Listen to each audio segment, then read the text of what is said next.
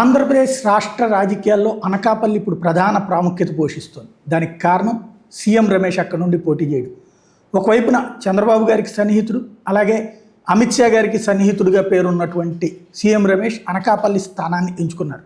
ప్రస్తుతం అసలు ఆయన లక్ష్యం ఏంటి, అలాగే జరగబోయేటటువంటి పరిణామాల్లో ఆయన పాత్ర ఎలా ఉండబోతుంది, ఆయనతో మాట్లాడే ప్రయత్నం చేద్దాం. నమస్తే. నమస్కారం.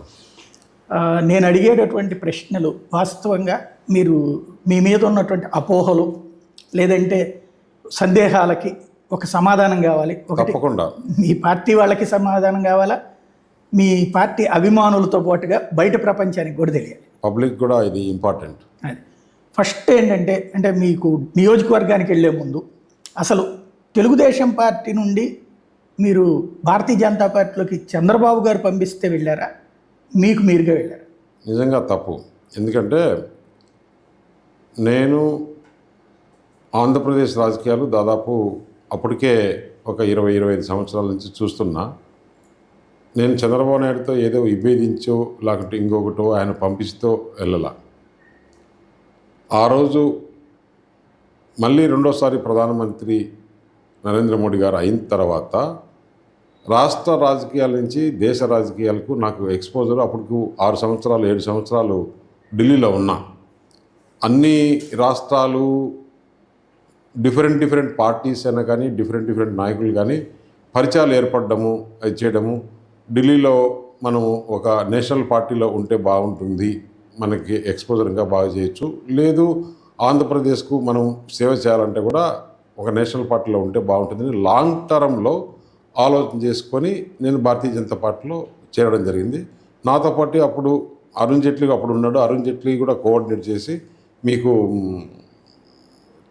ఆంధ్రప్రదేశ్తో కాకుండా భారతీయ జనతా పార్టీలో ఉంటే బాగుంటుందని చెప్పడము. సరే, ఆయన మాకు ఒక రాజకీయ గురువుగా ఢిల్లీలో అనుకున్నాము. ఆయన మాట ప్రకారం ఆ రోజు చేరాల్సి వచ్చింది. సుజనా చౌదరి గారు మీరందరూ అనుకున్నారా? సుజనా చౌదరి గారు, టీజీ వెంకటేష్, మోహన్ రావు అందరం అనుకొని మనం ఇప్పుడు పోవాలంటే కన్నా 4 అయితే సరిపోతుంది అనుకునే ఉద్దేశంతోనే మాట్లాడుకొని వెళ్ళడం జరిగింది. బాబు గారికి అప్పుడు చెప్పారా? బాబు గారికి పరిస్థితులు ఇలా ఉన్నాయని చెప్పడం జరిగింది, కానీ ఆయన లేదు, మీరు నన్ను ఇట్లా వదిలేసిపోవడం బాగుండదు అని కూడా చెప్పడం జరిగింది. దాని తర్వాత ఆయనతో విభేదించి లేకుంటే ఇంకొకటి లేకుంటే ఆయన నచ్చక లేకుంటే మాకేదో నష్టం చేసి ఆ విషయం కానే కాదు. ఆ విషయం క్లారిటీగా దాన్ని చేరిన తర్వాత మళ్ళీ నేను ఒకసారి కలిసి ఆయనకు ఎందుకు చేరాల్సి వచ్చింది, ఎందుకు చేయాల్సి వచ్చింది, ఏం చేయాల్సి వచ్చింది ఆయనకు వివరించుకోవడం జరిగింది. బాబు గారు సాధారణంగా విజనరీ, అది ఆయన జనానికి సంబంధించిన విజనే కాకుండా పార్టీ విజన్ కూడా ఉంటుంది. అందులో భాగంగా భవిష్యత్తులో భారతీయ జనతా పార్టీతో అవసరం ఉంటుంది కాబట్టి అందులో దెబ్బతిని ఉన్నారు కాబట్టి అది సెటరేట్ చేయడం కోసం నలుగురిని గిఫ్ట్ జనరల్గా ఊహించుకున్నారు. ఎందుకంటే సీఎం రమేష్ చౌదరి లాంటి వాళ్ళు వెళ్ళినారంటే ఈ టైంలో ఆయన అధికారంలో లేడు, భారతీయ జనతా పార్టీకి వ్యతిరేకంగా పనిచేశాడు కాబట్టి ఆ విధంగా చేసింటారు అనేది న్యాచురల్గా ఎవరన్నా అని అనుకుంటారు, కానీ అది కరెక్ట్ కాదు. మీతో ఆ రోజున ఎలక్షన్స్కు ముందు జరిగినటువంటిది, ఒక కేంద్ర అధికారులు మీ దగ్గరికి విచారణకి రావడం, సోదాలకి అది రావడం, అప్పుడు ఆగ్రహం వ్యక్తం చేశారు. ఏంటి అసలు ఆ ఎపిసోడ్? అక్కడితోనే క్లోజ్ అయిపోయింది. అంటే యాక్చువల్గా జనరల్గా ఫస్ట్ వాళ్ళు రావడము, నేను ఢిల్లీలో ఉన్నాను ఆ రోజు, హైదరాబాద్లో ఇంటికి వచ్చారు. ఇంటికి వచ్చినప్పుడు మా మిస్సెస్ పేరుతో నోటీస్ తీసుకొని వచ్చారు. ఏ శాఖది? ఏషా డిపార్ట్మెంట్ ఏది? డిపార్ట్మెంట్ వచ్చింది only IT, income tax search department, Hyderabad వాళ్ళే. వాళ్ళు వచ్చినప్పుడు నా అబ్జెక్షన్ ఏంటంటే, she is not director in the company. మీరు తెచ్చిన నోటీస్ అంటే సర్చ్ నోటీస్, ఆ సర్చ్ నోటీసు వ్యాలిడే కాదు. ఇప్పుడు సపోజ్ సాయిలో రిలయన్స్లో డైరెక్టర్ అని చెప్పి నీకు నోటీస్ ఇస్తే అది వ్యాలిడ్ అవుతుందా? అంతే కదా. సాయి పలానా ఛానల్కు డైరెక్టరో లేకపోతే పలానా ఛానల్ సీఈఓనో లేకపోతే పలానా ఛానల్ చైర్మన్ అంటేనే ఒకవేళ ఉండొచ్చు ఉండకపోవచ్చు మీరు. అట్లా మా మిసెస్ ఎప్పుడో 15 సంవత్సరాల కిందట ఆమె కంపెనీలో నుంచి రిజైన్ చేసేసింది. అంటే ఆ మాత్రం మీకు సమాచారం కూడా లేకుండా నీకు తెచ్చిన నోటీసే నువ్వు సెర్చ్ అయితే నెక్స్ట్ డే నేను పోయినప్పుడు చూసా, నువ్వు పోయినప్పుడు నువ్వు సెర్చ్ నోటీసే రాంగ్ కదా అని చెప్పేసి నేను మాట్లాడడం జరిగింది. దాని తర్వాత సెర్చ్ అయిపోయింది. నేను కూడా అంటే అది కావాలనే చేస్తున్నారు అది ఇది అని చెప్పి నేను మీడియాలో మాట్లాడడం జరిగింది. ఎందుకంటే ఈ ఇష్యూస్ వల్ల. మళ్ళీ దాని తర్వాత రొటీన్గా మేము వాళ్ళు అడిగిన డాక్యుమెంట్స్ సబ్మిట్ చేసాము. ఇక్కడ అక్కడ ఏమైనా తేడాలు ఉన్నాయని చూసాము. ఒక్క రూపాయి కూడా తేడా లేకుండా మామూలుగా ఎక్కడైనా ఒకవేళ మనము ఈ ఎక్స్పెండిచర్ అంటే మా ఎక్స్పెండిచర్ కూడా మాదే, మేము ఇది అలౌ చేయము, ఈ రూల్ ప్రకారం ఇది అలౌ చేయకూడదు, ఇది అలౌ చేయము అని చెప్పి దాంట్లో కూడా తేడా రావాలి. రైట్. భారతీయ జనతా పార్టీ సాధారణంగా ఇప్పుడు పబ్లిక్ అందరికీ ఉన్నటువంటి ఒక అనుమానం ఏంటంటే ఎవరినైనా సరే పార్టీలు మారిపించాలన్నా లాక్కోవాలన్నా ముందు అధికార యంత్రాంగం వదులుతుంది, ఈడీ సిబిఐ ఇట్లాగే ఇన్కమ్ ట్యాక్స్. ఆ తర్వాత వాళ్ళు రాగానే ఇందులోకి రాగానే వాషింగ్ పౌడర్ నిర్మా అయిపోతుంది. అట్లాగే సీఎం రమేష్ గారు సుజనా చౌదరి గారు అందులో ఉన్నంతసేపు వాళ్ళ మీద ఆరోపణ ఉంది. ఈవెన్ బీజేపీ వాళ్ళు కూడా ఆరోపణ చేశారు. ఇందులోకి రాగానే మారిపోయింది. ఈ క్వశ్చన్ పైన నేను మీకు చాలా క్లారిటీ ఇవ్వాలి. చెప్పండి. ఎందుకంటే నిన్నగాక మొన్న ఎక్కడో నేను టీవీలో చూసా, కేటీఆర్ కూడా నా పేరు ప్రస్తావించాడు. నేను ఇంతకుముందు ఒక 1 year బ్యాక్ కూడా కేటీఆర్ కేసీఆర్ ప్రస్తావిస్తే నేను వాళ్ళకి నోటీస్ పంపించడము ఛాలెంజ్ చేయడం జరిగింది. నా పైన ఇంతవరకు నువ్వు ఈడీ సిబిఐ పక్కన పెట్టేసి ఆంధ్రప్రదేశ్లో కానీ తెలంగాణలో కానీ ఎక్కడైనా పోలీస్ కేసు అన్నా ఉందా? ఈడీ సిబిఐ అనేది ఇప్పుడుండే టెక్నాలజీలో సాయి పెద్ద కష్టమేం కాదు. నువ్వు ఈ సిబిఐ డిపార్ట్మెంట్కి పోయి సీఎం రమేష్ ఎప్పుడైనా నోటీస్ ఇచ్చింటే ఆన్లైన్లో ఉంటుంది, లేదు నా మీద కేసు ఉంటే కూడా ఆన్లైన్లో ఉంటుంది. అట్లా ఈడీలో కూడా నాకు ఎప్పుడైనా ఒక నోటీస్ కూడా సిబిఐ ఈడీకి నాకు అసలు నేరము ఆరోపణ వేరు, నేరం ఆరోపణ కూడా లేదే, ఒక నోటీస్ కూడా లేదు. ఇంకా నీకు కేసు ఎక్కడ ఉంది? కేసు పెట్టకముందు నోటీస్ ఇస్తారు, నువ్వు దీని మీద ఎంక్వైరీ చేస్తారు, అది కూడా జరగలేదే. ఇది ఎందుకు? ఎవరైనా సరే నేను మాట్లాడే రాజకీయ నాయకులకు లేకుంటే మీడియా వారికి చెప్తున్నా, నా పైన ఈడీ సిబిఐ చిన్న నోటీసు ఎక్కడన్నా ఉంటే నేను రాజకీయాలకి తప్పుంటాను. ఇప్పుడు పోటీ కూడా చేయను. ఇన్కమ్ ట్యాక్స్ వాళ్ళు మీ దగ్గరకు వచ్చారు, వాళ్ళ చేత బెదిరి అంటే వాళ్ళు వచ్చేటప్పటికి మీరు కంగారు పడి అటుకు వెళ్ళి అంటే ఇన్కమ్ ట్యాక్స్లో జనరల్ అది ప్రొసీజర్ సర్చెస్ అనేది అది నేరం కాదు. ఒకవేళ ట్యాక్స్ అంటే మనము నాకు ఇంత ఆదాయం వచ్చింది, ఒక ₹1 కోటి ఆదాయం వచ్చింది ఉంటాం.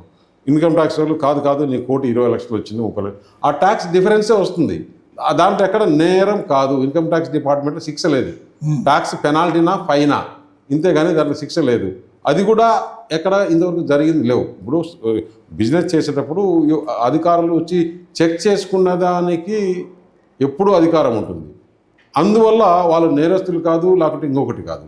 వచ్చినప్పుడు వాగ్దానం చేస్తాను. దాంట్లో ఇది నా వర్షన్ నేను చెప్తాను, వాళ్ళ వర్షన్ వాళ్ళు చెప్తారు. నేను పబ్లిక్ ఫిగర్ కాబట్టి పబ్లిక్గా చెప్పాల్సి వచ్చింది.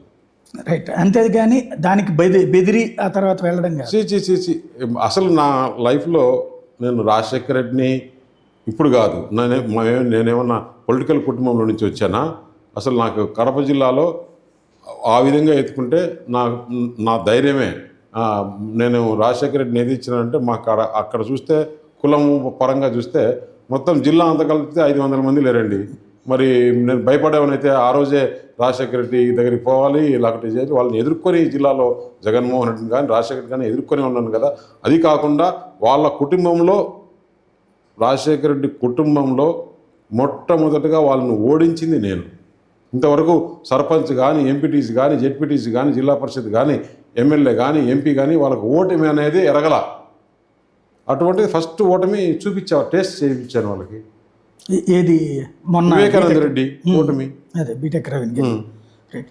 ఇంకొకటి ఇవాళ రోజున భారతీయ జనతా పార్టీలో చేరిన తర్వాత అంటే సాధారణంగా వ్యాపారవేత్తలు పారిశ్రామికవేత్తలు చేరేది పవర్లో సోర్స్ కోసం లేకపోతే ఏదన్నా కాంట్రాక్ట్స్ కోసం అంటారు.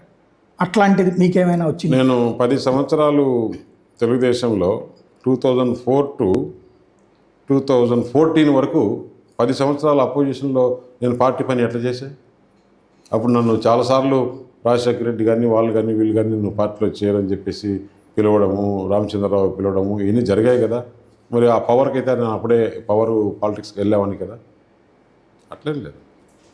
ఇవాళ మీ ఢిల్లీలో మీ పాత్ర ప్రధానంగా అమిత్ షా గారికి మీరు చాలా సన్నిహితులు అనేటువంటి ప్రచారం ఉంది, ఎంతవరకు వాస్తవం? ఇప్పుడు చూడు, నాకు ఆంధ్రప్రదేశ్లో ఇన్ని సంవత్సరాలు పనిచేసినాను కాబట్టి చంద్రబాబు దగ్గర నాకు ఎక్స్పోజర్ వచ్చింది, నాకు రాజకీయ అనుభవం వచ్చింది. రాజకీయ అనుభవం వచ్చింది కాబట్టి నేను భారతీయ జనతా పార్టీలోకి నన్ను తీసుకున్నారు. తీసుకున్న తర్వాత నాలో క్వాలిటీస్ చూస్తారు కదా. సరే, అవసరం వచ్చినప్పుడు కొంతమంది ఏమంటారంటే లాబింగ్ అంటారు, కొంతమంది మేనేజ్ అంటారు. అవన్నీ కాదు, కన్విన్సింగ్. ఇప్పుడు మిగతా పార్టీ వాళ్ళని లేదు, ఇతను సాయి బాగా పనిచేస్తున్నాడు, నాకు ఒక నిజంగా ఓ మీడియా సెంటర్ ఉంది, లేకపోతే మీడియా పెద్ద ఇది ఉంటుంది, అప్పుడు సాయి మనం తీసుకుంటే బాగుంటుంది కదా అని ఆలోచన చేయడం తప్పులేదు కదా. ఆ విధంగా నా స్కిల్స్ వాళ్ళు చూసి నాకు కొన్ని ఇష్యూస్ చెప్పినప్పుడు ఆ ఇష్యూస్, పొలిటికల్ ఇష్యూస్ నేను బాగా పనిచేసి పెట్టాను. రాజ్యసభలో ఫ్లోర్ మేనేజ్మెంట్ కాకుండా ఇంకేమైనా చేసేవాళ్ళు? డెఫినెట్గా కూడా నాకు పార్టీ ఏదైతే అప్పచెప్పిందో ఆ పనులన్నీ చేసి పెడుతుంది. సాధారణంగా రాజ్యసభలో ఫ్లోర్ మేనేజ్మెంట్లో అత్యంత ప్రధానమైంది ఏంటంటే మన వాళ్ళు ఉండాలి, అందరూ అవతల వాళ్ళు తగ్గాలి. దానికి మీరు సామధాన భేద దండోపాయాలు అట్లానే ఏం కాదు. ఇప్పుడు కొన్ని బిల్స్ వచ్చినాయి, ఫర్ ఎగ్జాంపుల్ 370 వచ్చింది.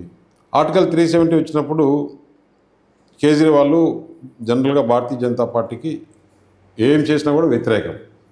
నేను జస్ట్ ఒక 2 అవర్స్ పోయి కూర్చొని కేజ్రీవాల్ దగ్గర, మీరు దేశానికి మంచి జరిగే బిల్లు కదా, రాజకీయాలు పాలిటిక్స్ పక్కన పెట్టండి, అది ఎలక్షన్ టైంలో చేసుకుందాం, ఇటువంటి మంచి బిల్లు వచ్చినప్పుడు మీరు కనుక సపోర్ట్ చేయకుండా పోతే కనుక మీకు చాలా చెడ్డ పేరు వస్తుంది, మీరు కొంచెం నిజాయితీ అని అదేని ఇదని చెప్తున్నప్పుడు ఓకే, నువ్వు వేరే పొలిటికల్గా విభేదించండి కానీ దేశానికి మంచి జరిగేటప్పుడు విభేదించకుంటే ఆయన కన్విన్స్ చేసి, మేము అనుకునేది ఏంటంటే అట్లీస్ట్ ఆయన అబ్స్టైన్ అన్న ఇతాడేమో అనుకున్నాం.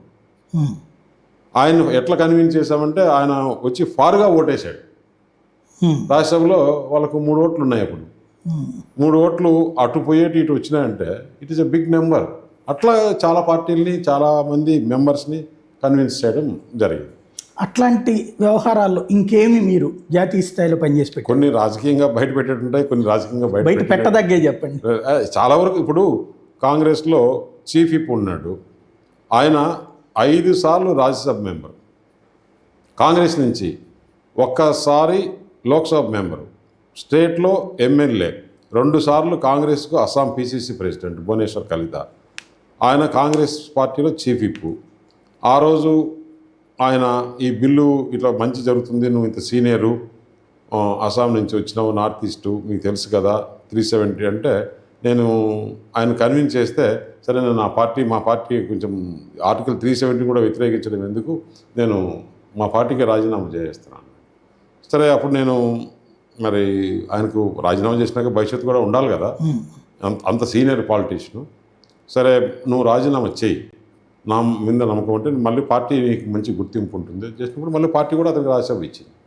కాబట్టి ఇటువంటివి కన్విన్సింగే, కన్విన్స్ చేసి ఇప్పుడు మీరు మోడీని చూడండి, మనం దేశం కోసం ఎంత పోరాడుతున్నాడు, దేశం కోసం మంచి చేస్తున్నాడు, ఎక్కడ కూడా ఒక చిన్న కరప్షన్ ఇష్యూ లేదు, ఆయనకు వేరే ఫ్రెండ్స్ బంధువులు అటు ఇటు అనేది ఏం లేదు, ఓన్లీ ఈ దేశాన్ని బాగు చేయాలి, ప్రపంచంలో మంచి ఇది తీసుకురావాలి, మొత్తం యావత్ ప్రపంచంలోనే భారతదేశంలో జీడిపి కానీ గ్రోత్ రేటు బాగా రావాలని చేస్తున్నాడు, డెవలప్మెంటు ప్లస్ వెల్ఫేర్ 2 తీసుకుపోతున్నాడు. అటువంటివన్నీ ఇట్లా మనం చెప్పి కన్విన్స్ చేసినప్పుడు వాళ్ళు రావడం జరిగింది. ఈవేళ రాష్ట్రం దగ్గరికి వస్తే ఈ కూటమి పొత్తు అనేటువంటిది మీ వల్లనే సాధ్యమైంది అంటున్నారు. అది కూడా భారతీయ జనతా పార్టీ ఇంత పెద్ద పార్టీ, నేను దాంట్లో ఒక పాత్ర ఉండొచ్చు కానీ నా వల్లనే అయింది అనేది క్లెయిమ్ చేసుకోవడం లేకపోతే ఎవరైనా చెప్పడం కూడా కరెక్ట్ కాదు. ఇప్పుడు ఏదైతే ప్రధానమంత్రి వికసిత్ భారత్ 2047 కల్లా మనం ప్రపంచంలో 1, 2, 3 ప్లేస్లో ఉండాలి అని ఆలోచన చేసినప్పుడు, మంచి జరగాలన్నప్పుడు ఏ పార్టీలు అయితే బాగుంటుంది ఎట్లుంటుంది అని చెప్పేసి చేసినప్పుడు తప్పకుండా అంతకుముందు కూడా మనం చెప్పాం, ఆంధ్రప్రదేశ్లో పరిస్థితి ఇలా ఉంది, జగన్మోహన్ రెడ్డి ప్రజా వ్యతిరేకంగా చాలా పనులు చేస్తున్నాడు, ఎటువంటి పరిస్థితుల్లో ఈ టైంలో మనం కలిసి పోటీ చేస్తే బాగుంటుంది అని మనం సజెషను చెప్పడమే కానీ మనమే చేసినామని క్లెయిమ్ చేసుకోవడంలో కరెక్ట్ కాదు నా అంచనా.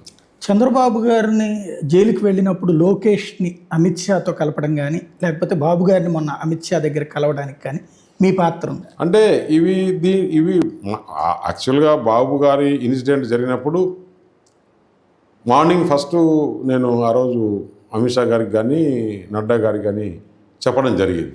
చెప్తే వాళ్ళు ఇమీడియట్గా లేదు ఇది చాలా అన్యాయం చేస్తున్నారు, ఒక సిస్టమేటిక్గా ఒక ఇప్పుడు చంద్రబాబు నాయుడు అనే అతను ఒక నేషనల్ ఫిగర్, ఆయనకు నోటీస్ కూడా లేకుండా ఏం లేకుండా ప్రజల్లో ఉండి నంద్యాలలో ఉండి బస్సులో ఉంటే ఆల్ ఆప్షన్కి పోయి నేను అరెస్ట్ చేస్తున్నామని చెప్తే కనీసం ఎంక్వైరీ చేయాలి. ఏది కూడా ఇప్పుడు జర్నలిజంలో కూడా ఒక వార్త రాసేటప్పుడు ఒక మనిషిని మీరు 1-2 సార్లు అసర్టైన్ చేసుకోండి, కనుక్కోండి అని చెప్తారు.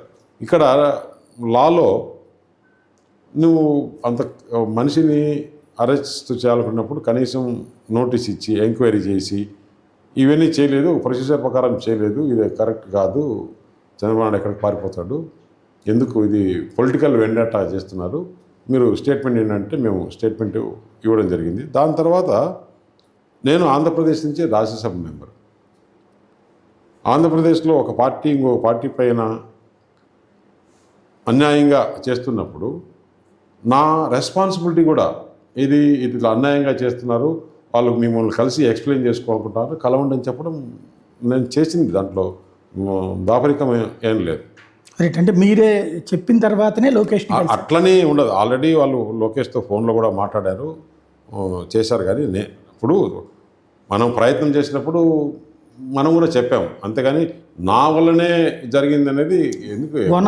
Home minister is very very seasoned politician, ఆయనకు చాలా మెచ్యూరిటీ ఉంది, నో హౌ టు ట్యాకిల్. అట్లనే కానీ మనం కూడా ఆయనకు ఇట్లా కలుస్తానంటున్నాడు, ఇబ్బందులు ఉన్నప్పుడు కలిసినప్పుడు బాగుంటుంది కదా.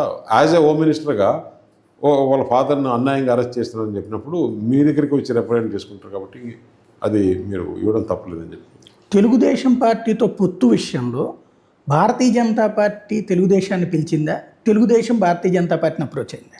క్లారిటీగా చెప్పాలంటే భారతీయ జనతా పార్టీ తెలుగుదేశాన్ని పిలిచింది డైరెక్ట్గా. ఎందుకని అంటే ప్రధానమంత్రి నరేంద్ర మోడీ ఎప్పుడైతే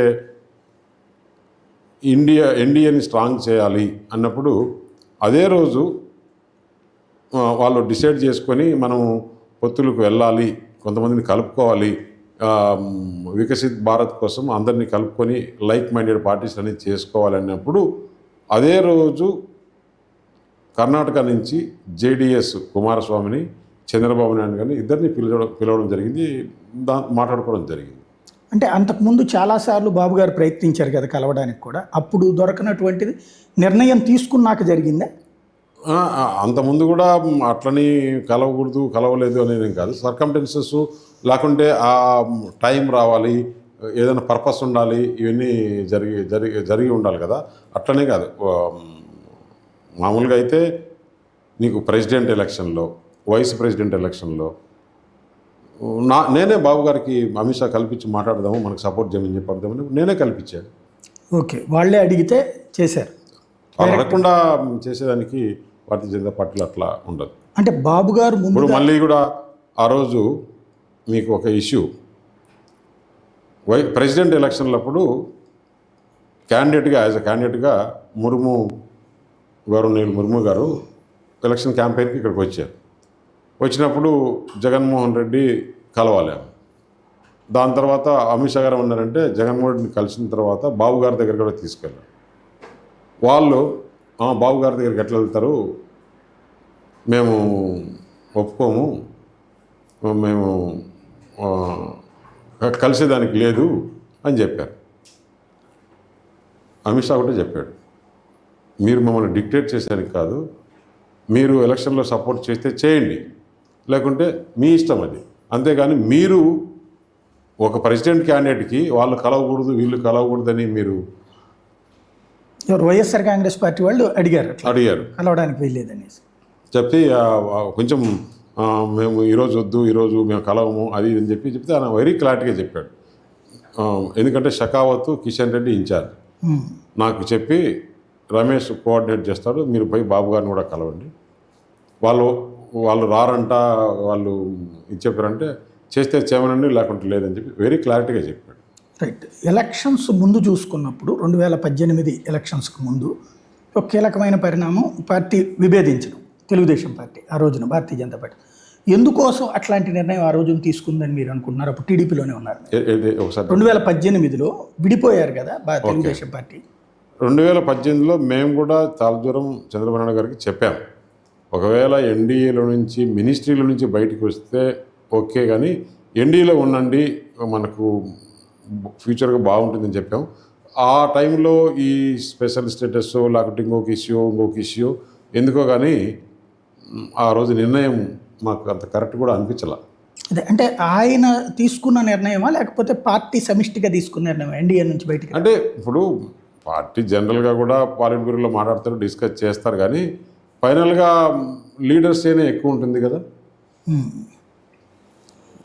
అంటే ఇక్కడ ప్రధానమైనటువంటి అంశం ఏంటంటే ఏ రాజకీయ పార్టీ అయినా సరే అంటే 4 సంవత్సరాల క్రిందసారి 2014లో పవర్లోకి వచ్చినటువంటిది, 2014లో వచ్చినటువంటి పార్టీ కాస్త అంటే కలిసి ఉన్నటువంటిది కాస్త ఒక్కసారిగా అంత విభేదించాల్సినంత నెగిటివిటీ వైఎస్ఆర్ కాంగ్రెస్ పార్టీకి బీజేపీకి మధ్యన స్నేహం వల్ల వచ్చిందా లేదా మరి ఏదైనా కారణం? స్నేహము అనేది కాదు, ఎందుకంటే వైఎస్ఆర్ పార్టీకి విధానాలకి బీజేపీ పార్టీ విధానాలకి అసలు ఏమాత్రం కుదరదు. ఇప్పుడు ఎనిమి ఫ్రెండ్ అన్నట్లు ఆ విధంగా అయిపోయిందనే, కానీ అది కూడా బయట మార్కెట్లో ఆ విధంగా వైఎస్ఆర్ పార్టీ వాళ్ళు ఫీలింగ్ ఇచ్చుకున్నారు. రైట్. 2018 ఇన్సిడెంట్ అంటే అంత స్థాయిలో అమిత్ షాతో విభేదించి లేకపోతే చెప్పులు వేసేటటువంటి స్థితి తెలుగుదేశం పార్టీ ప్లాన్డ్గా చేసిందా లేకపోతే కార్యకర్తల్లో ఆవేశం పెరగడం వల్ల? అది ప్లాన్డ్ అనేది ఎప్పుడు కూడా నాకు తెలిసినంత వరకు చంద్రబాబు నాయుడు గారు ఇటువంటి ప్రోత్సహించాడు. కార్యకర్తలు ఏదైనా ఊరికే ఏదో మనం గుర్తింపు ఉండాలా చేయాలని చాలామంది అట్లా అనుకునే వాళ్ళు ఉంటారు, ఆ విధంగా జరిగిందే. కానీ ఎప్పుడు కూడా నాకు ఆయనతో 30 సంవత్సరాల అనుభవం, 30 సంవత్సరాల అనుభవంలో ఎప్పుడు కూడా ఇంకొకటి ఒకరి మీద కసి, ఇప్పుడు ఆ ఎలక్షన్స్లో చాలా అతను వ్యతిరేకం చేసినట్టు రకరకాలుగా మాట్లాడి ఉంటాడు. అతను ఆ ఎలక్షన్ అయిపోయి వచ్చిన తర్వాత పవర్లోకి వచ్చిన తర్వాత ఇవన్నీ మర్చిపోతాడు. రాకపోతే చేసేది ఏం లేదు కదా. అంటే నువ్వు ఏదైనా రివెంజ్ తీసుకోవాలంటే పవర్లో ఉన్నప్పుడు తీసుకోవచ్చు కదా, ఆ నేచర్ కాదు. మేము కూడా చాలాసార్లు మేము దీంట్లో విభేదించేవాళ్ళం, వాళ్ళు అట్లా చేశారు ఎలక్షన్లు అయిపోయిన తర్వాత మీరు వదిలేస్తే ఎట్లా అని, వాని పాపాన్ని వాడు వెళ్తాడులేమ్మా అనేవాడు. నల్ల బెలూన్లు విసరడం లేకపోతే ఇట్లాంటి ఇన్సిడెంట్స్ పిలుపునిచ్చిన తర్వాత అంటే ఒకసారి విభేదించిన తర్వాత వాళ్ళు ఆ పని, ఇప్పుడు నీకు నాకు సరిపోయినప్పుడు మనం పొలిటికల్గా కూడా అది చేస్తే ఏమైనా పొలిటికల్ బెనిఫిట్ అవుతుందని అనేది రాంగ్ క్యాలిక్యులేషన్ అయ్యింది. దానివల్లనే కదా ఇప్పుడు రియలైజ్ అయినారు. 2019 తర్వాత మళ్ళీ భారతీయ జనతా పార్టీతో కలవాలన్న ఆలోచన తెలుగుదేశానికి రాలేదా? ఆ సందర్భం కూడా అవసరం లేదు కదా అప్పుడు. అంటే కలిసిన మామూలుగా టైంలో అంటే మహానాడులో ప్రకటించారు మద్దతు అనేది జాతీయ నాయకత్వానికి. అదే ఇప్పుడు president election, vice president election, లేదంటే ఏదైనా బిల్స్ ఉన్నప్పుడు ఇవన్నీ మధ్యలో మాట్లాడుకునేవాళ్ళు. కాంగ్రెస్తో బంధం ఎప్పుడు చెడింది తెలుగుదేశానికి? అంతకుముందు అయితే కాంగ్రెస్తో కలిసి కూడా వెళ్ళారు కదా 2019 ఎలక్షన్స్లోకి వచ్చేటప్పటికి, రాహుల్ గాంధీని ప్రధాని. ఎలక్షన్లో దే ఫెయిల్యూర్ కదా. ఇప్పుడు ఎలక్షన్లో ఏదైతే అయిందో అంటే కలిసి అంటే స్టేట్లో కలిసి కాదు, కానీ బయట ప్రభుత్వానికి వ్యతిరేకంగా పోయిన దానివల్ల ఎలక్షన్ అయిపోయిన తర్వాత ఇంకా అది ఆ ఇష్యూ అయిపోయింది. ప్రధాన రహస్యం మీకే తెలిసి ఉండాలా, 2018లో విభేదించడానికి కారణమైనటువంటి అంశం అంటూ కర్ణాటకకి గుజరాత్కి చంద్రబాబు గారు డబ్బులు పంపించారు. ఆ విషయం భారతీయ జనతా పార్టీ అధినాయకత్వానికి తెలిసాక ఏంటి అని ప్రశ్నించినప్పుడు మీరెవరు ప్రశ్నించడానికి అన్నారు, ఆయన అప్పటికి కాంగ్రెస్ గెలుస్తుందన్న బయట ఊహాగానాలే. అదేం కాదు. చంద్రబాబు గారు కాంగ్రెస్కి ఎప్పుడు డబ్బులు పంపించలేదు అంతకు. అంటే అది అన్ని ఊహాగానాలు.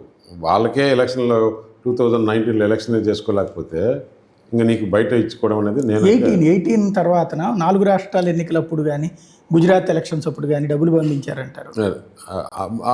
అంత సీన్ లేదు బాబు గారి దగ్గర, ఎందుకంటే ఆయన ఇంకొక పార్టీకి ఫండ్ చేసేంత సిస్టమ్ అంత ఉన్నట్టు నా ఎందుకంటే నాకు చాలా విషయాలు తెలుసు కాబట్టి చెప్తున్నా. అది లేదు. జనంలో అయితే ఆ ఫీలింగ్ ఉండిపోయింది. ఆయన వాళ్ళకి 500 తెలంగాణలో పోటీ పెట్టాడు కాబట్టి తెలంగాణలో ఏమైనా చేసిండొచ్చు, కానీ కర్ణాటక పంపించింది, గుజరాత్ పంపించింది, తమిళనాడు పంపించింది, అవన్నీ ఒట్టి మాటలు, ఊహాజనితమే అంతే. ఇంకొకటి సాధారణంగా మీకున్న అనుభవం అంటే మీరు సుదీర్ఘకాలం పాటు పెద్దవాళ్ళతో ట్రావెల్ చేశారు కాబట్టి అసలు ఎన్నికల్లో డబ్బులు 100 కోట్ల రూపాయలు పంపిణీ చేయడం అంటే ఆ రాష్ట్రానికి ఉంటాయా పార్టీ తరపున ఇవ్వడం అనేటువంటిది?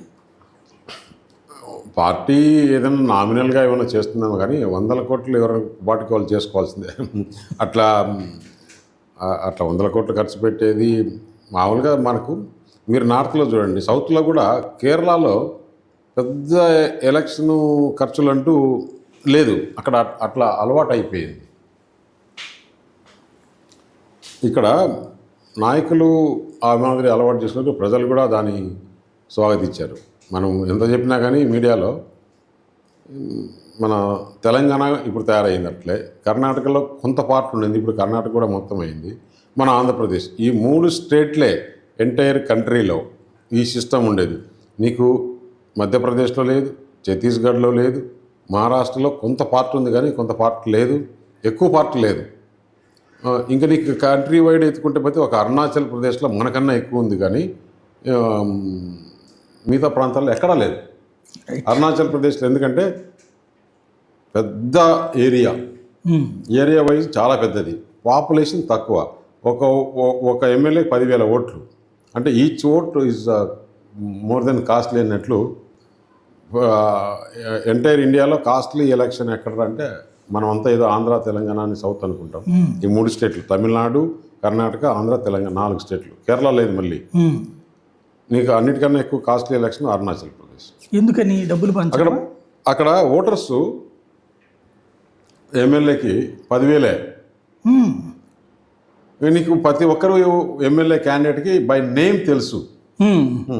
ఒక 10 ఓట్లు అట్లా పోయినా అంటేనే నీకు తేడా వచ్చేస్తుంది, తెలుసు ఈ ఓటు ఎవరు, ఈ ఓటు ఎవరు, ఈ ఓటు ఎవరు, ఈ ఓటు ఎవరు.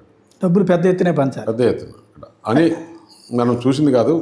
జనరల్గా మనం ఆంధ్రప్రదేశ్లో ఎటు ఉంటున్నాము అక్కడ అట్లా. మిమ్మల్ని నేషనల్ లెవెల్లో తీసుకోవడం మంచిదైంది, ఎందుకంటే మీకు చాలా దేశ గురించి బాగా సమాచారం. ఇప్పుడు మనకి ఇంట్రెస్ట్, నాకు even opposition parties, you name it, any party, అందరూ నీకు 543 Lok Sabha, 245 Rajya Sabha, almost 90% of the MPs నా దగ్గర ఫోన్లో మాట్లాడతారు, బై నేమ్ నన్ను గుర్తుపడతారు, నేను మాట్లాడతాను, వాళ్ళు కలిసింటాం. ప్రతి ఒక్కరం ఎప్పుడోసారి ఏదో టీయో, కాఫీయో, భోజనమో, టిఫినో కూర్చొని చేసింటాం. భగవంతుడికి భక్తుడికి అనుసంధానమైనది అంబికా దర్బార్ బత్తి టైప్లో అట్లే పార్లమెంట్లో అదే మొత్తం మీరు అంటే మనకుండే ఆర్ట్ అది.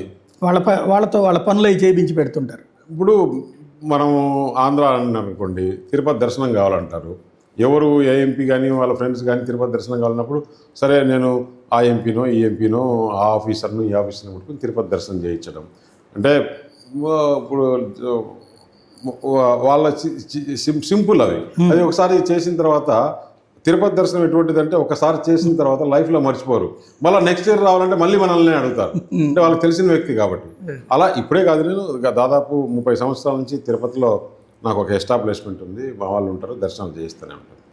అది దేవుడు మనకిచ్చిన మనకు అంత అదృష్టం ఇచ్చాడు, అంటే ఆ సేవ చేసేదానికి కూడా మనకు ఆపర్చునిటీస్ వచ్చింది. రైట్. ఇండస్ట్రీస్ పెట్టించడం లేకపోతే ఏమన్నా పెడతానన్న వాళ్ళకి పనులు చేయించి పెట్టడం అట్లాంటివి చేస్తారా? నేను ఎందుకంటే 94 కాదు 98, 99లోనే దావోస్కి పోవడం మొదలుపెట్టాను బాబు గారితో పాటు. అందరు ఇండస్ట్రీస్ పరిచయం ఉన్నప్పుడు ఎక్కడ ఏంటి అనేది, ఇప్పుడు ఎవరికన్నా చూడండి మాకు ఆంధ్రప్రదేశ్లో ఇండస్ట్రీ పెడితే పలానా లోకల్ వాళ్ళు మాకు ఆ విలేజ్లో ఇబ్బంది పెడుతున్నారు, లేదు అక్కడ కొంచెం లేబర్ ప్రాబ్లం ఉంది, లేదు అక్కడ ల్యాండ్ ఆర్డర్ ప్రాబ్లం ఉంది, లేదు పలానా ఆఫీసరు మమ్మల్ని ఇబ్బంది పెట్టినప్పుడు వాళ్ళు క్లియర్గా చేసి పెడతాం. కాబట్టి ఆ విధంగా మా సిఐఏలో కానీ ఇట్లా మీటింగ్లకు వెళ్తూ ఉంటాం కాబట్టి అందరూ ఇండస్ట్రీస్ నాకు యు నేమ్ ఇట్ ఎనీబడి నాకు అందరూ పరిచయమే. రైట్. అనకాపల్లి సీటు మీరు అడిగారా, పార్టీ అధినాయకత్వం మీకు ఇచ్చింది? యాక్చువల్గా నేను వైజాగ్ అనుకున్నాను. వైజాగ్ ఎప్పుడైతే ఎందుకు అనుకున్నానంటే 2014-19 బీజేపీ సీటే కదా, బీజేపీకి అలయన్స్ ఉంటే ఇచ్చేదానికి ఈజీగా ఉంటుంది. ఒకవేళ అలయన్స్ లేకున్నా కూడా కాస్మోపాలిటన్ సిటీ కాబట్టి మనం గెలిచేదానికి అవకాశాలు ఉంటాయి. ఇప్పుడు మోడీ గారు, నరేంద్ర మోడీ గారు ఏదైతే స్కీమ్లో ఇవన్నీ చేస్తున్నాడో, మంచి పని చేస్తున్నాడు దేశానికి, అక్కడ అంతా అర్బన్ పాపులేషన్ కాబట్టి ఈజీగా అర్థం చేసుకుంటారు, మనకు బాగుంటుంది. కానీ వైజాగ్ మీదనే ఫోకస్ పెట్టడం జరిగింది. ఎప్పుడైతే ఈ అలయన్స్లో సీట్ల షేరింగ్లో అనకాపల్లి వచ్చినప్పుడు పార్టీ లేదు నువ్వైతేనే కరెక్ట్, అక్కడ ఆ ప్రాంతం ఇండస్ట్రీగా డెవలప్ కావాలి, you are the suitable person, మనం డెవలప్ చేయాలా, మనం ఆంధ్రప్రదేశ్లో బీజేపీ అంటూ ఏంటనేది చూపించాలంటే అనకాపల్లిలో మనం చూపిస్తే మనం అట్రాక్ట్ అవుతారు, పబ్లిక్ కూడా నమ్ముతారు, చేస్తారు అని చెప్పి దాంతో Anakapalli.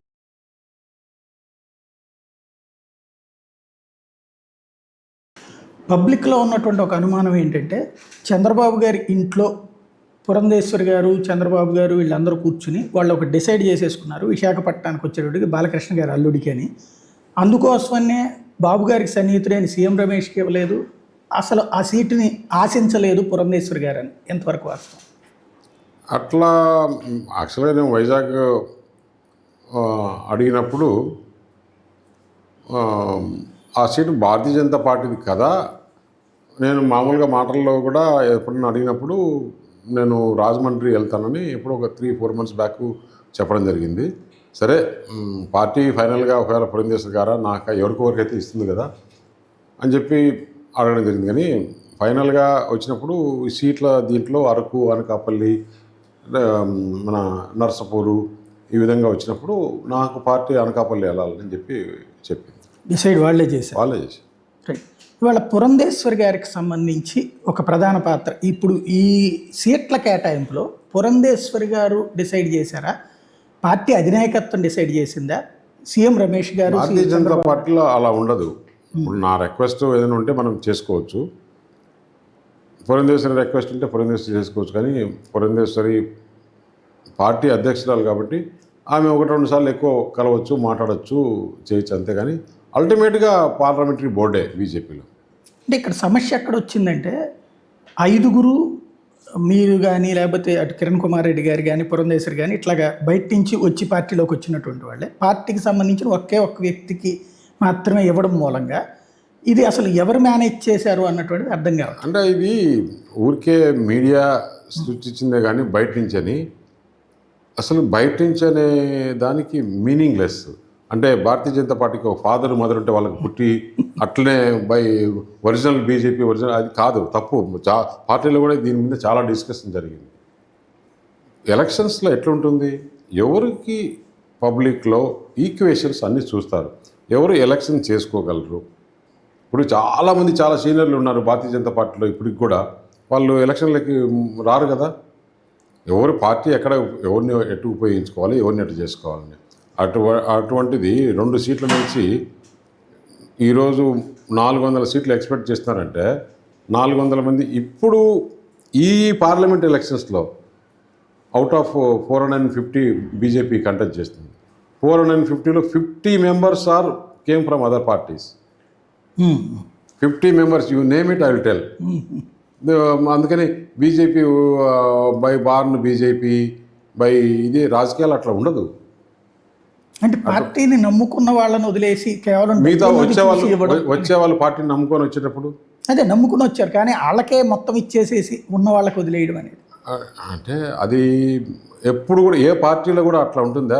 Why you are telling BJP? అదే ఎక్కడా లేదు అది, కానీ బీజేపీలో అసలు లేదు, మొదటిసారి జరిగింది. ఎప్పుడు కూడా కాదు పార్టీని నమ్ముకునేది కాదు. ఇక్కడ చూడాల్సింది ఎలక్షన్లో పబ్లిక్లో ఎవరు చేసి పార్టీ అల్టిమేట్గా గెలవాలి. Political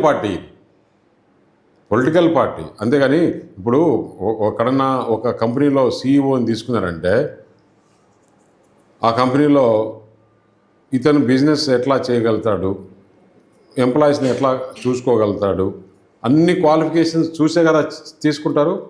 why not political qualifications అన్నీ చూస్తారు కదా.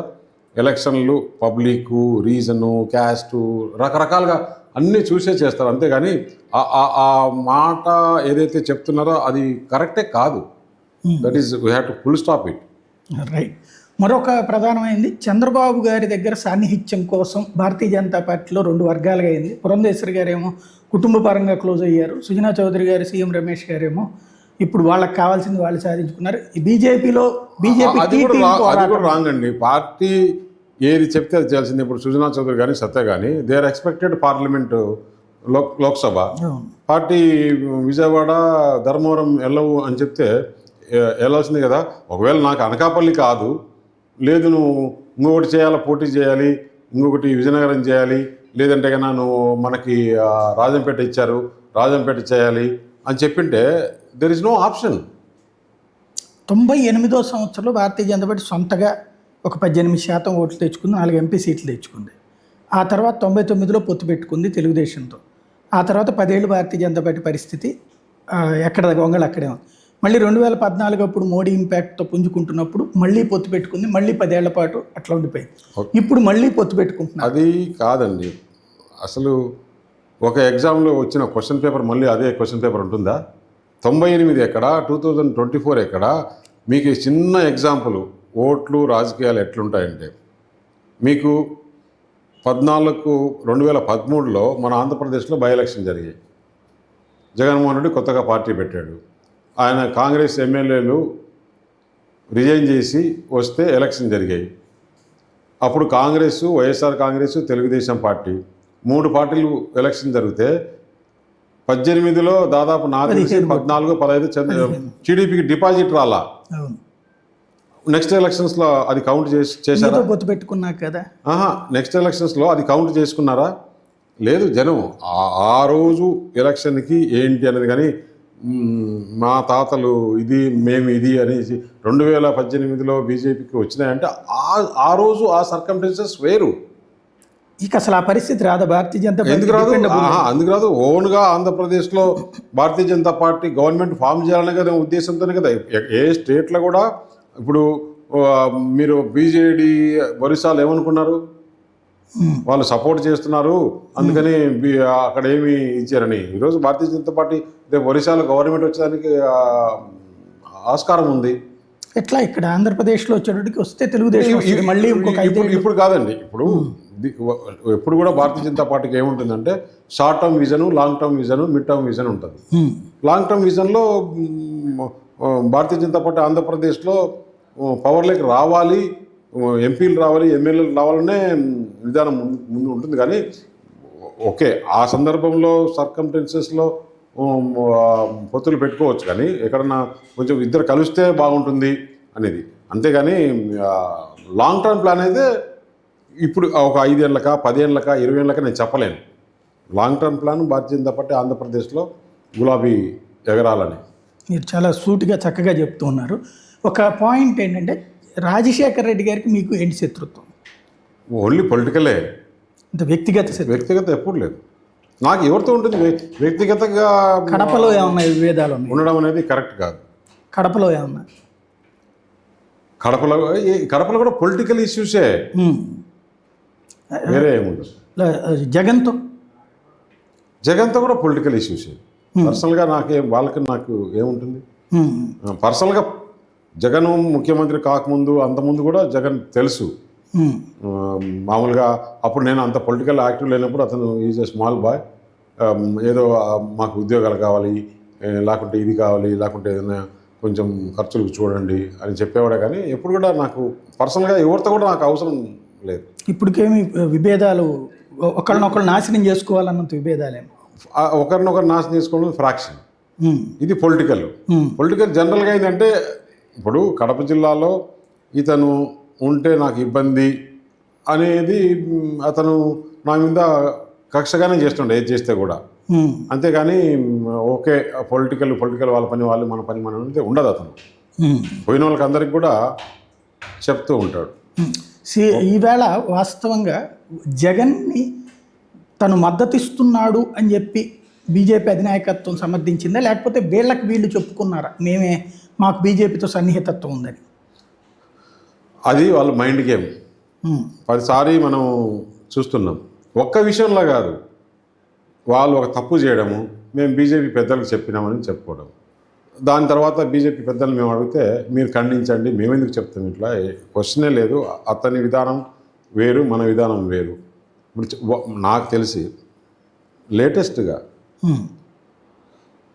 చంద్రబాబు నాయుడు ఆ రోజు లాస్ట్ పార్లమెంట్ జరిగేటప్పుడు ఢిల్లీలో వచ్చి కలిశాడు. మరుసటి రోజు జగన్ వచ్చి ప్రధానమంత్రిని కలిశాడు. బయటకు వచ్చి పార్టీలో చాలామంది సీనియర్ ఎంపీలు వాళ్ళు వీళ్ళు వెళ్ళిపోతున్నప్పుడు ఆయన వచ్చి చెప్పింది ఏంది, నేను ప్రధానమంత్రిని కలిశాను, నాకు ప్రధానమంత్రి మాట ఇచ్చాడు, మేము అలయన్స్లోకి పోవట్లేదు, కాబట్టి బీజేపీ టీడీపీకి సపోర్టు ఉండదు, వాళ్ళు కలిసి ఎలక్షన్కి పోరు, వన్ సైడ్గా మనకు సపోర్ట్ చేస్తారు, మీరు ఎవరు పార్టీ వెళ్ళొద్దు. ఫైనల్గా ఏమైంది? ఫైనల్గా అంటే వాళ్ళు ఏ విధంగా మైండ్ గేమ్ చేస్తారో మనం చూస్తున్నాం. పబ్లిసిటీ, చంద్రబాబు నాయుడిని అరెస్ట్ మేము చేసామని, అంటే మమ్మల్ని ఖండించమని చెప్పేసి G20 ఒక పక్క జరుగుతుంది. మామూలుగా G20 జరిగే ఇన్స్ట్రక్షన్స్ ఏంటంటే ఎక్కడ కూడా మీరు అజిటేషన్స్ కానీ ఇవి కానీ ఉండకూడదు, కంట్రీకి చెడ్డ పేరు వస్తుంది. ఆ టైంలో ఏదన్నా ఇన్కమ్ ట్యాక్స్ సర్చులు ఉండి లేకుంటే ఈడీ సర్చులు ఉండి ఇవన్నీ ఉంటే కూడా వద్దు. దేశ వాతావరణం ఇంటర్నేషనల్ ప్రతి దేశం నుంచి వస్తుంటారు కాబట్టి దేశ వాతావరణం న్యూస్ అంతా కూడా దీని మీద ఫోకస్ చేయాలా, అవి కాదని చెప్పే ఇన్స్ట్రక్షన్స్ కూడా ఉన్నాయి. అటువంటి టైంలో చంద్రబాబుని అరెస్ట్ చేస్తే నీకు మొత్తం ఏదైతే ప్రధానమంత్రి భారతదేశం, అది ప్రధానమంత్రి అనుకున్నా కానీ భారతదేశ గౌరవానికి సంబంధించిన ఇష్యూను చెడగొట్టాడు కదా. అది అప్పుడేం వాళ్ళు ఏం ఆగ్రహం వ్యక్తం చేయలేదు జగన్ అంటే నువ్వు ఈ టైంలో పెట్టడము చేయడం అనేది. దాని తర్వాత 6 నెలలు ప్రధానమంత్రి అపాయింట్మెంట్ ఇవ్వాల, రోజు వీళ్ళు ఫోన్ చేసి అడుక్కోవడం, ఇవ్వను చేయను, అతను చేసే విధానాలు బాగలేదు నచ్చలేదని చెప్పడం కూడా జరిగింది. జగన్ మీద మోడీకి పాజిటివ్ ఉందా నెగిటివ్ ఉందా? ఆయనకు పాజిటివ్ నెగిటివ్ ఎందుకు ఉంటుంది? ఎవరిపైన కూడా ఒక ప్రధానమంత్రి పాజిటివ్ నెగిటివ్ అతను చేసే విధానాలపైన నెగిటివ్ ఉండొచ్చు, కానీ పర్సన్ పైన ఎప్పుడు కూడా ఎవరికి కూడా పైన కూడా ఉండదు. చంద్రబాబు పైన ఉండదు. ఇంకొకటి, ఆయనకు నాకు స్నేహితుడు అనేవాడు లేడు. ఎవరైతే దేశానికి మేలు చేస్తారో వాళ్ళే స్నేహితులు. 2018 తర్వాతన తెలుగుదేశం బయటికి రావడానికి వన్ ఆఫ్ ద రీజన్ చూపించింది జగన్కి అపాయింట్మెంట్లు ఇస్తూ ఉన్నారు అన్నటువంటిది. అంటే అంత సన్నిహితత్వం ఉంది అన్నటువంటిది. ఇవాళకి కూడా ఆ సన్నిహితత్వం మెయింటైన్ అవుతుంది అన్నటువంటిదే చెప్తున్నారు. ఓ టైంలో 8 నెలలు 9 నెలలు కూడా అపాయింట్మెంట్ ఇవ్వాల. ఇప్పుడు ఇప్పుడు రేవంత్ రెడ్డికి అపాయింట్మెంట్ ఇవ్వలేదండి ప్రధానమంత్రి. రేవంత్ రెడ్డికి అపాయింట్మెంట్ ఇచ్చినంత మాత్రం సన్నిహితం ఉన్నట్ల. ఇది సీఎంగా అప్పుడైతే ఆయన అపోజిషన్లో కదా ఉంది జగన్ 18లో. అపోజిషన్ లీడర్ కూడా టోటల్ పైన 5 సంవత్సరాల్లో 3-4 సార్లు కలిశాడు. అపోజిషన్ లీడర్ కూడా ఈజ్ వన్ ఆఫ్ ది సిస్టంలో ఉండేవాడే కదా, లీడర్ ఆఫ్ ది అపోజిషన్. లేకుంటే ఇది అవును, దానివల్ల ఆ రీజన్ తెలుగుదేశం ఒప్పుకోలేదు కదా. అది తెలుగుదేశం చేసిన ఆరోపణ అదే కదా. ముఖ్యమంత్రి ప్రధానమంత్రికి ఒకరు ఒప్పుకొని వాళ్ళు ఇష్టం ఉంటేనే అపాయింట్మెంట్ ఇస్తారు, వాళ్ళు ఇష్టం లేకపోతే అపాయింట్మెంట్ ఇస్తారు. అపాయింట్మెంట్ ఇచ్చిన దానివల్ల అతనికి ఏదో మీద ప్రేమ ఉన్నట్లు, అపాయింట్మెంట్ ఇచ్చిన దానివల్ల కోపం ఉన్నట్లు, ఇది ఉండదు సిస్టంలో. వాళ్ళు అడిగిన టైంలో సర్కమ్స్టెన్సెస్లో ప్రధానమంత్రికి వేరే అపాయింట్మెంట్స్ ఉండొచ్చు, వేరే బీజీ ఉండొచ్చు. ఇంత పెద్ద దేశంలో ఉన్నప్పుడు ఇవన్నీ సహజం.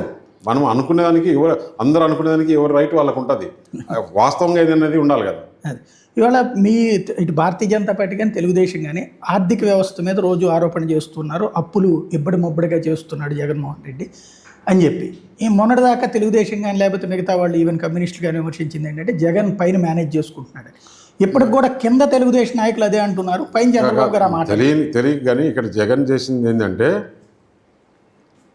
అప్పులు కార్పొరేషన్ ద్వారా అప్పులు తీసుకుంటున్నాడు. చంద్రబాబు గారి టైంలో కూడా తీసుకున్నాడు. అంటే అట్లా కాదు, అది ఏ కార్పొరేషన్లో అప్పులు ఈయన కాకు చూపించట్లా.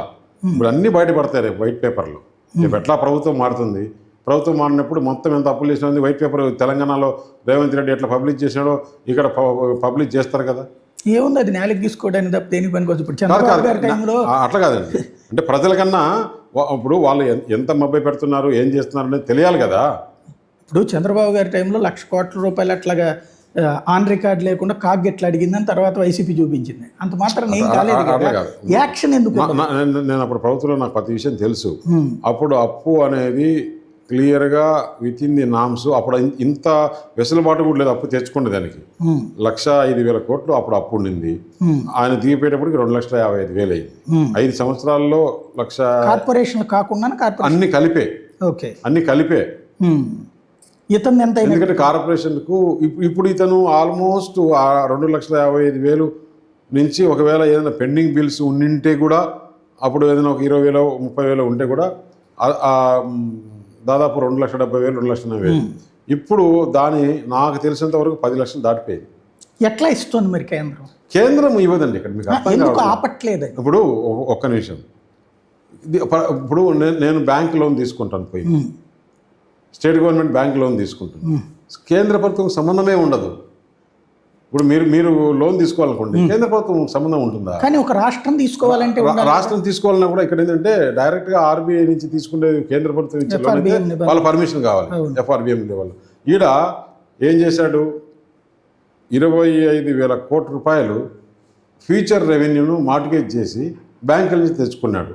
వెంటనే కేంద్ర ప్రభుత్వం తెలిస్తే బ్యాంకుకి ఇన్స్ట్రక్షన్ ఇచ్చింది, మీరు ఎట్లా ఫ్యూచర్ రెవెన్యూ చేయకూడదు కదా, అప్పటికే జరిగిపోయింది. అయినా తీసుకుంటానే అన్నాడు. ఆ లిక్కర్ పైన మళ్ళీ అప్లై చేస్తే కూడా బ్యాంకర్స్ రిజెక్ట్ చేశారు. అంటే ఇప్పుడు అమరావతి అనే దాని మీద ఫ్యూచర్ ఆదాయం వస్తుందని అప్పుడు కూడా తీసుకున్నారు కదా చంద్రబాబు గారు. అది క్లియర్గా బిజినెస్ కదా, అది మోడల్. అదే ఇది కూడా అంతే కదా, మందు ఇంకా అంతకంటే తొందరగా గ్యారంటీగా వస్తుంది. కాదు అంటే పనులు ఎట్లా వస్తాయండి? రాదు. అమరావతిలో బిల్డింగ్లు కట్టి అక్కడ అద్దెలకు ఇచ్చి తర్వాత అద్దెలు కాదండి, అక్కడ ల్యాండ్ బ్యాంక్ ఉంది. ఆ ల్యాండ్ బ్యాంకును అమ్మితే డబ్బులు వచ్చేస్తాయి. ఇప్పుడు ఆయనకు అప్పుడు స్టేట్ గవర్నమెంట్ 50,000 ఎకరాలు తీస్తే వాళ్ళకు లేఅవుట్ పోను, వాళ్ళకు 25% ఇస్తే వీళ్ళకి 25%. ఆ 25%లో డబ్బులు అప్పటికే 4 కోట్లు 5 కోట్లు వాల్యూ వచ్చింది. అది కన్నా దాన్ని డెవలప్ చేసిందంటే ఈరోజు 10 కోట్లు వచ్చేది. 4-5 లక్షల కోట్ల ఆదాయం వచ్చేది అక్కడ. దాన్ని కేవలం చంద్రబాబు నాయుడుకి పేరు వస్తుంది, లేదు నరేంద్ర మోడీకి పేరు వస్తుంది అనే ఉద్దేశంతో దాన్ని కిల్ చేసేసాడు. అమరావతిలో మీరు ఏమైనా భూములు కొనుక్కున్నారా? 1 సెంట్ కూడా లేదు. అంటే మీ డైరెక్ట్ పేరు వేరే పేరు? నాకు అట్లా అవసరం ఏముంది, వేరే వారి పేరుతో పెట్టుకోవాల్సిన అవసరం ఉంది. ఒకవేళ అమరావతిలో భూమి కొంటానండి, తప్పుందా? తప్పేం లేదు. మరి ఎందుకు ఉంటే ఉందని ల్యాండ్స్ లాంటి ఇప్పుడు తీసుకున్నట్టు లేదు.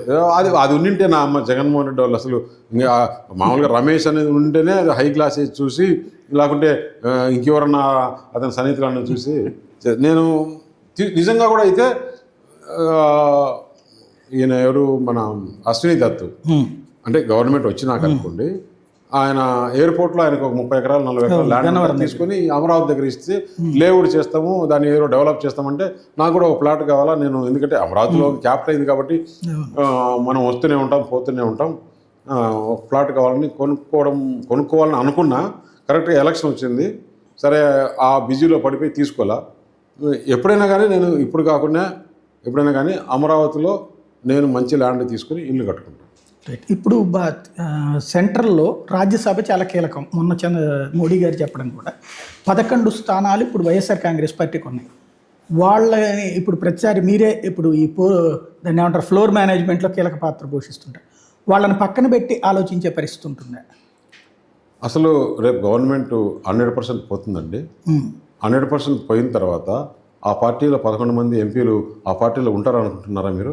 అదే అడుగుతున్నాను నేను. ఉండరు, మీ వైపుకి వచ్చేస్తారు. ఏ వైపు వెళ్తారో మళ్ళీ మాట్లాడదాం. వాళ్ళైతే ఆ పార్టీలో ఉండరు. నేను చెప్తున్నా, మీరు రాసి పెట్టుకోండి, దాని తర్వాత మాట్లాడదాం. జూన్ 4 నుంచి 9 లోపలనే చూడండి. ఇప్పుడు తెలంగాణలో ఏమైందంటే 100 రోజులు పట్టింది పార్టీ కొలాప్స్ అయ్యేదానికి బీఆర్ఎస్కి. అసలు బీఆర్ఎస్ జగన్మోహన్ రెడ్డిని పోల్చుకుంటే జగన్మోహన్ రెడ్డిని పోల్చుకున్నప్పుడు చూస్తే బీఆర్ఎస్ ఎంతో మేలు. అంతకన్నా ఘోరంగా జగన్మోహన్ రెడ్డి ఈ రాష్ట్రాన్ని సర్వనాశనం చేశాడు. ప్రజలు ఎప్పుడప్పుడు ఆయన ఉండరు. ఆ ఎలక్షన్ అయిపోయి రిజల్ట్ వచ్చిన తర్వాత 100 గంటల్లో ఆ పార్టీ కొలాప్స్ అయిపోతుంది. 100 గంటలు, ఇక్కడ 100 రోజులు పట్టింది, ఆంధ్రాలో 100 గంటల్లో కొలాప్స్ అయిపోతుంది. వాళ్ళ కోసం భారతీయ జనతా పార్టీ ఏమైనా ప్లాన్ చేస్తుంది? అవి అప్పుడు వస్తుంది కానీ నీకు కాదండి. దాన్ని కొలాప్స్ అయినప్పుడు వాళ్ళు కొంతమంది తెలుగుదేశం పోవచ్చు, కొంతమంది షర్మిలాకి పోవచ్చు, కొంతమంది బీజేపీకి రావచ్చు. అంటే అప్పుడు మనం ఆ రోజు చూసి ఎవరు మంచి వాళ్ళు ఉన్నారు, దీంట్లో ఎవరైతే కొంచెం పర్లేదు పబ్లిక్ యాక్సెప్ట్ చేస్తారు అనుకునే వాళ్ళు బీజేపీకి వస్తారు.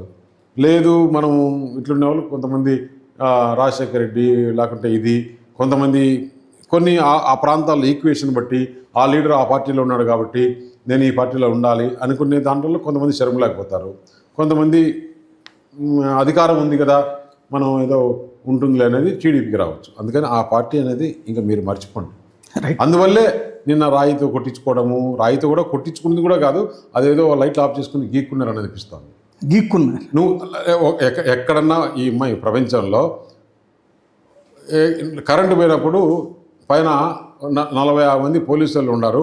పోలీసులకు ఎక్కడ చిన్న ఇది కాలేదు, ఎక్కడ రాయితో కొడితే రాళ్ళు కింద లేవు. కరెంట్ ఆఫ్ చేసేసి అభ్యర్థికి ముఖ్యమంత్రికి ఇద్దరికే పక్కన ఉన్నారు, వాళ్ళిద్దరికే తగిలిందంటే ఇంతకన్నా చిల్లీ థింగ్స్, ఇంత చీప్ పాలిటిక్స్ నువ్వు నాకు చిన్న గీకు నేను నీకు చిన్న గీకుతానని చేసుకున్నట్లేదు. అంత కుట్లు పడే అంత గీక్కుంటారు. కుట్లు దానికి అవసరం లేదండి. ఏదో ఒకటి చెప్పుకోవాలి కదా పబ్లిక్ అని కుట్లు వేసుకున్నా. దానికి పోయి కుట్లు ఎవడన్నా వేసుకున్నా అంటే దానికి ఏమన్నా అర్థం ఉందా? దానికి పోయి రెస్ట్ తీసుకున్నారంటే మనకి ఎవడన్నా పోతున్నప్పుడు అది తగిలితేనే ఎంత పెద్ద గాయం కావాలా? చంద్రబాబు గారి లైట్లు ఆఫ్ చేసుకొని చేసుకోవాల్సిన, లైట్లు ఆఫ్ చేసిన వాళ్ళు ఆ రూట్లో పర్మిషన్ ఎందుకు ఇవ్వాలంటే వైర్లు ఉంటే ఇస్తారా? ఇవన్నీ ఎట్లా మరి ఇంత చీప్గా కూడా ఆలోచన చేస్తున్నారు అంటే అదే కోడికత్తి కాసిగానే జరగకుండా ఉంటే నానా పూలు ఇచ్చే కథ అయిపోయింది. చంద్రబాబు గారి మీద కూడా నిన్న రాయి అయిపోతే పట్టుకున్నారు కదా, పారిపోయారు వాళ్ళు. పోలీసు ఎందుకంటే మీరు ఒకటి గమనించాలా, ఎంత ధైర్యంగా ఏ ముఖ్యమంత్రి కూడా చేయలేడు. ముఖ్యమంత్రి Reddy, Jawahar Reddy chief secretary Reddy, DG Reddy, they are all from Kadapa. Dhananjaya Reddy is also from Kadapa. Krishnamohan Reddy, Krishnakumar Reddy, you name it, all important పోస్టులో రఘురామ్ రెడ్డి, మొత్తం పోలీస్ ఊరికే డీజీ ఇంటెలిజెన్స్ వీళ్ళు పేరే జరిపేదంతా పోలీస్ డిపార్ట్మెంట్లో రఘురామ్ రెడ్డి.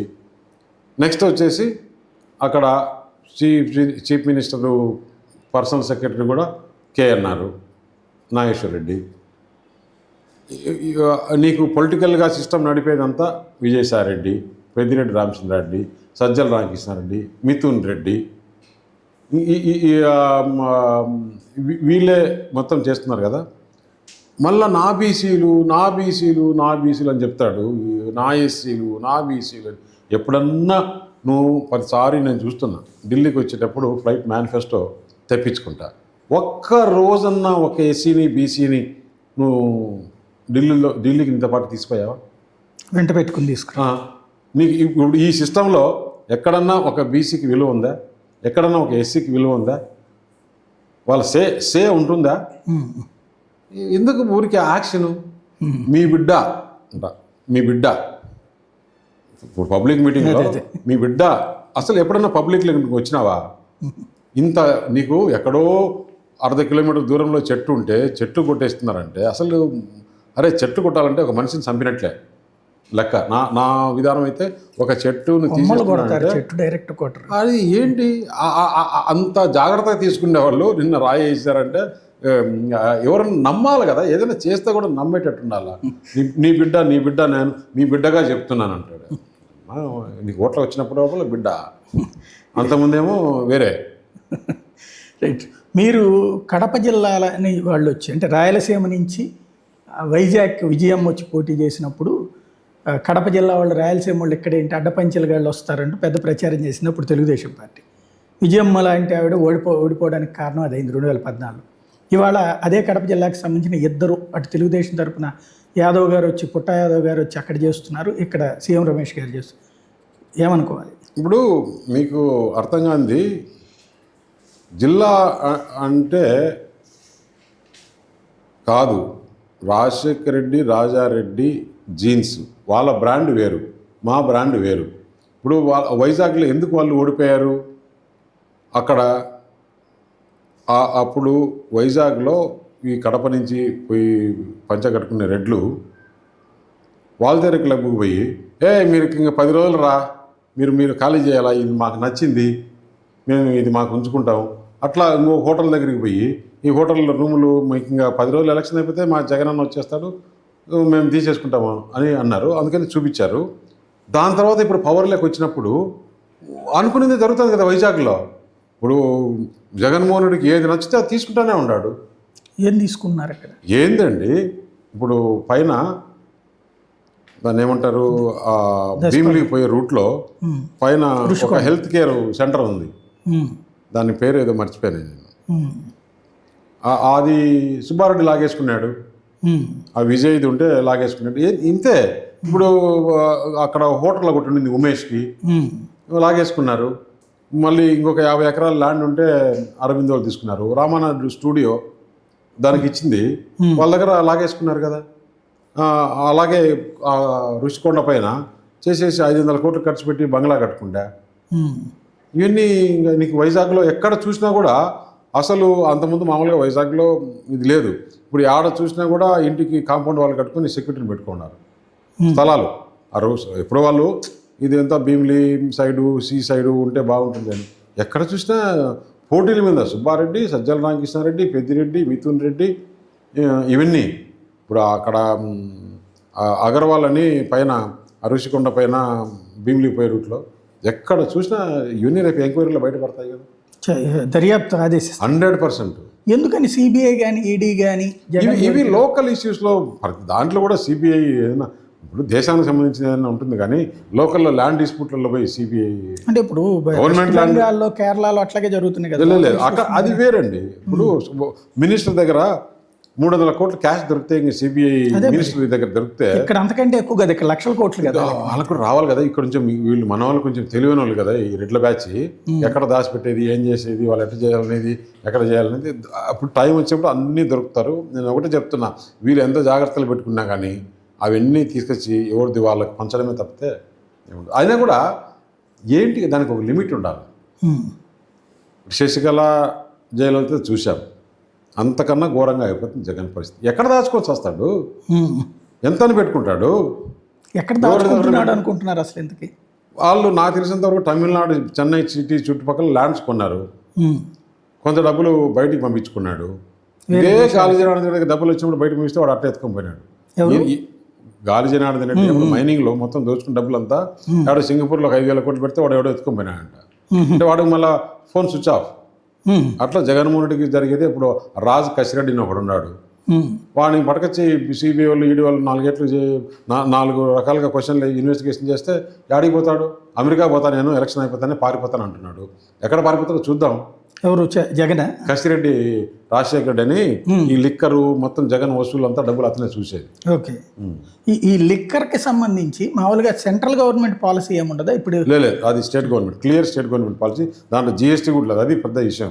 డిస్టిలరీస్ అవును, central government policy, state government.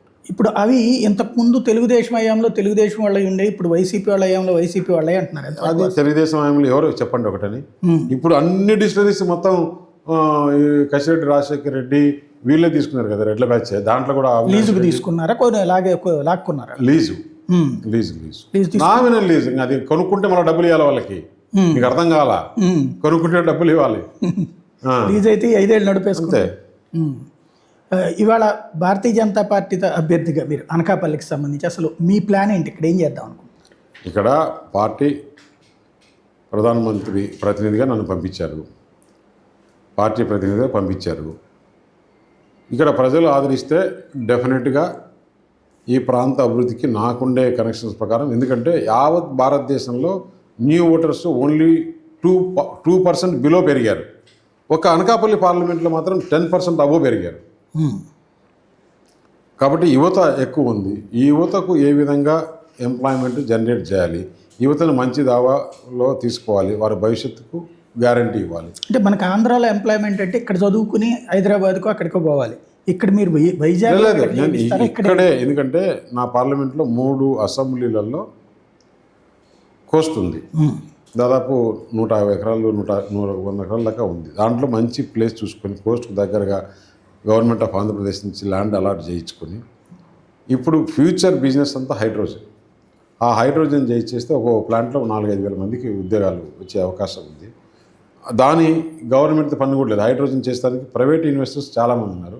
వాళ్ళకి ఈ రాష్ట్రంలో మంచి వాతావరణం లేదు కాబట్టి, ఎందుకు ముఖ్యమంత్రి అడిగిపోతే పద్దానికి వాటా అడుగుతాడు, పద్దానికి కప్పం కట్టాలంటాడు. ఆయన వస్తాడు, మళ్ళీ ఆయనకు తెలియకుండా మిథున్ రెడ్డి వస్తాడు, మిథున్ రెడ్డి తెలియకుండా విజయసాయి రెడ్డి వస్తాడు, విజయసాయి రెడ్డి తెలియకుండా సుబ్బారెడ్డి వస్తాడు. ఈ రెడ్లతో మనం పడలేము, మనం ఆంధ్రప్రదేశ్ అనుభవాన్ని బయటికి పోతున్నారు. ఇప్పుడు రేపు డబుల్ ఇంజిన్ సర్కార్ వచ్చిన తర్వాత ఆంధ్రప్రదేశ్లో ఈ ఇండస్ట్రీస్ తీసుకొచ్చేదానికి చేస్తాము. అలాగే ఇప్పుడు బ్యాండ్రిక్స్ వచ్చింది, అటువంటివి ఉమెన్ ఎంప్లాయ్మెంట్కి అటువంటివి కొన్ని పరిశ్రమలు వచ్చేదానికి మనం ప్రయత్నం చేస్తాం. ఇప్పుడు విశాఖపట్నం డెవలప్మెంట్ టువర్డ్స్ భోగాపురం వెళ్తుంది. ఉద్యోగాల పరంగా మాత్రం అనకాపల్లి సెగ్మెంట్లోనే ఎక్కువగా కంపెనీలు కానీ ఇవి ఉన్నాయి. అంటే భోగాపురం సైడు ఎయిర్పోర్ట్ వచ్చేస్తే అటుపక్క మళ్ళీ ఇండస్ట్రీస్ రావాలంటే కష్టం, ఎందుకంటే అక్కడ మళ్ళీ ఎయిర్పోర్ట్స్ పర్మిషన్ కావాలి. ఇటు పక్కనే అనకాపల్లి సైడే ఇండస్ట్రీస్ వచ్చేదానికి మంచి అవకాశం ఉంది. కానీ ఇక్కడ జనాలు ఉండట్లేదు, అందరూ ఇదొక ఇక్కడ ఉద్యోగం చేయాల్సి వస్తుంది, వైజాగ్ వెళ్ళాల్సి వస్తుంది, ఇన్ఫ్రాస్ట్రక్చర్ లేక. అట్లా ఇన్ఫ్రాస్ట్రక్చర్ ఇప్పుడు 6 లైన్ వచ్చేసింది, 2-3 అచ్యుతాపురంలో అక్కడ ఇక్కడ 2-3 ఫ్లైఓవర్లు కావాలని అడుగుతున్నారు. ఇన్ఫ్రాస్ట్రక్చర్ డెవలప్మెంట్లో క్వశ్చన్ లేదు. ఎంత ఇన్ఫ్రాస్ట్రక్చర్ కావాలంటే అంత ఇన్ఫ్రాస్ట్రక్చర్ చేసేదానికి ప్రభుత్వం రెడీగా ఉంది, కేంద్ర ప్రభుత్వం. ఆ విధంగా ఇక్కడ పొల్యూషన్ లేకుండా ఏ విధంగా చేసే ఇండస్ట్రీస్ వస్తే చేస్తే ఇక్కడ కూడా, ఎందుకంటే నీకు వైజాగ్ ఫుల్ అయిపోయింది, ల్యాండ్ కాస్ట్లీ అయిపోయింది, కాబట్టి ఫ్యూచర్లో అనకాపల్లికి అవకాశం ఉంది. ఇక్కడ మెయిన్ సమస్య ఇంకొకటి ఏమొచ్చిందంటే జెట్టి లేకపోవడం మీ నియోజకవర్గం దగ్గర ఒకటి. రెండవది వచ్చేటప్పటికి పొల్యూషన్ పరమైనటువంటి సమస్య. ఈ కంపెనీల వాటర్ అంతా తీసుకుపోయి వేస్టేజ్, దానికి ఆ పొల్యూషన్ కూడా ఒక లాంగ్ టర్మ్ ప్లాన్ చేసి ఏమాత్రం పొల్యూషన్ వాటర్ సీలో పోకుండా దాన్ని ఎట్లా శానిటైజ్ చేయాలి, ఎట్లా డీసిల్టేషన్ చేయాలి, ఇవన్నీ కూడా ప్లాన్ చేసేసుకుంటే మంచి వాతావరణం వస్తుంది. షుగర్ ఫ్యాక్టరీ నా చిన్నప్పటి నుంచి వెంటనే ఉన్నాం, అవి సమస్య పరిష్కారం చేయగలుగుతారా? షుగర్ ఫ్యాక్టరీకి ప్రాబ్లం ఎక్కడ వచ్చిందంటే షుగర్ కన్జంప్షన్ తక్కువైపోయింది. ఎంత తక్కువైపోయిందంటే 50% తక్కువైపోయింది వరల్డ్ వైడ్. ఎందుకంటే అవేర్నెస్ వచ్చి స్వీట్ తినడం తగ్గించడం జరిగింది. అందువల్ల షుగర్ కేన్ రైతులకు కావాల్సింది ఏంటి? షుగర్ కేన్ కన్జంప్షన్ కావాలి. షుగర్ కాదు. ఆ షుగర్ కేన్ని ఇప్పుడు ఎథనాల్ ప్లాంట్స్ పెడితే ఎథనాల్ 30%, 35%, 40% కూడా డీజిల్లో మిక్స్ చేయొచ్చు. అది గవర్నమెంట్ ఆఫ్ ఇండియా విధానం, దాన్ని ప్రోత్సహిస్తున్నారు.